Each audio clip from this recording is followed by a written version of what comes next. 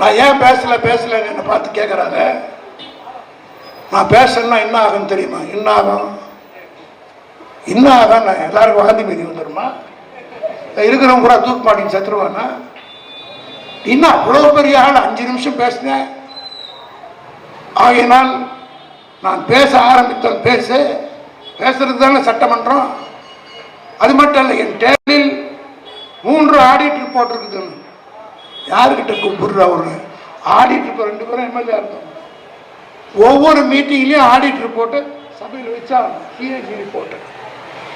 CAG report என்பது வருஷம் வரவு செலவு கணக்கை பார்த்து ஒவ்வொரு துறையில் எவ்வளோ செலவு பண்ணியிருக்காங்கன்னு பார்த்து இந்த சிஏஜி ரிப்போர்ட்டை சட்டசபையில் முதலமைச்சர்கிட்ட கொடுப்பாங்க. முதலமைச்சர் அதை பிரைஸ் பண்ணிட்டு எடுத்துருவாங்க. ஒப்புதல் வாங்கி எம்எல்ஏக்கள் அதை ஏற்றுக்கொள்ள வேண்டும். எதிர்ப்பவர்கள் எதிர்ப்புக்கலாம். இதை வச்சுக்கிட்டு சொல்கிறாரு. நாங்கள் சின்ன பசங்களாக இருக்கும்போது 3 மார்க்கெட் ஒன்று இருக்கும். அந்த 3 மார்க்கெட்டுக்கு பக்கத்தில் வித்தை காட்டுறவங்க நிறைய இருப்பாங்க.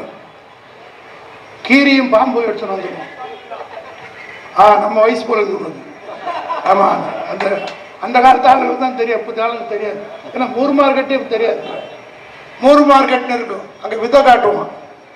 விதை காட்டுறவன் என்ன பண்ணுவான்னா, கீரி புள்ளியை ஒரு இதில் வச்சுருவான், பாம்பை ஒரு மூடி வச்சுருவான்.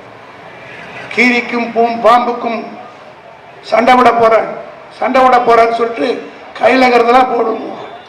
மொத்தத்தையும் போட்டு கலெக்ஷன் ஆன உடனே 2 கீரி எடுத்துன்னு போடுவான், பாம்பு எடுத்துன்னு போடுவான். ஒன்றும் போட்டியே நடக்காது. அதுபோல மோடி மஸ்தானை போல முதலமைச்சர் இன்றைக்கு அதை நான் திறப்பேன். நான் இந்த திருவத்தூர் கூட்டத்திலிருந்து சவால் விட்டுட்டு போறேன். உனக்கு தைரியம் இருந்தால் வை, அதை பற்றி கவலை இல்லை.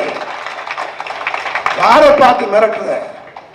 இந்த 100 நாளில் விஜய் ஆட்சியில் என்னென்ன ஊழல் நடைபெற்றிருக்கிறது என்பதை எல்லாம் நாங்கள் சேகரித்துக் கொண்டிருக்கிறோம்.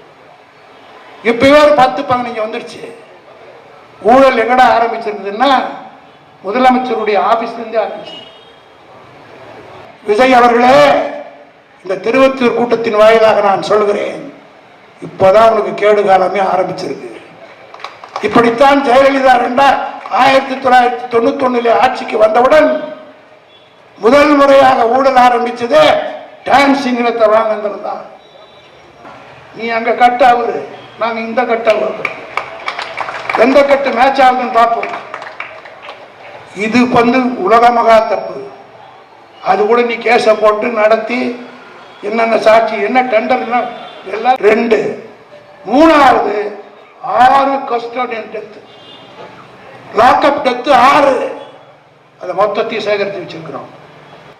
அண்ணாமலை வேற சொல்லியிருக்கிறார் எங்கெங்க கமிஷன் வாங்கியிருக்கிறாங்க. சும்மா மேலே ஏமாத்துறாங்களே. நான் கேட்குறேன், உன் கட்சியில் எத்தனை பேர் பணம் கொடுத்து சீட்டு வாங்கினான்ற பட்டியல் என்கிட்ட இருக்கு.